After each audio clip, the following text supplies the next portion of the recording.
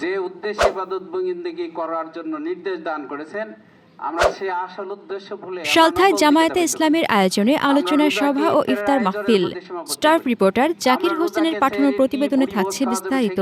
ফরিদপুরের সালথায় জামায়াতে ইসলামের আয়োজনে মাহে রমজানের ফজিলত ও করণীয় শীর্ষক আলোচনা সভা ও ইফতার মাহফিল অনুষ্ঠিত হয়েছে। রোববার সন্ধ্যায় জামায়াতে ইসলামের সালথা উপজেলা শাখার আয়োজনে উপজেলা সদরের মডেল মসজিদে এই আলোচনা সভা ও ইফতার মাহফিল অনুষ্ঠিত হয়। উপজেলা জামাতে আমির প্রফেসর আবুল ফজল মুরাদের সভাপতিত্বে আলোচনা সভায় প্রধান অতিথি হিসেবে উপস্থিত ছিলেন ফরিদপুর জেলা জামাতে ইসলামের আমির মাওলানা মোহাম্মদ বদরুদ্দিন।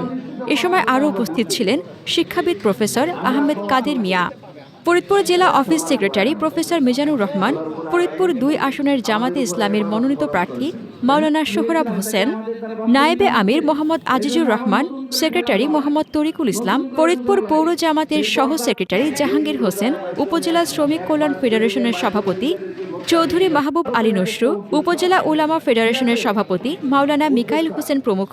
আলোচনা সভায় বক্তারা পবিত্র মাহে রমজানের ফজিলত সম্পর্কে আলোচনা করেন এবং রমজানের পবিত্রতা রক্ষায় সবাইকে অনুরোধ করা হয়।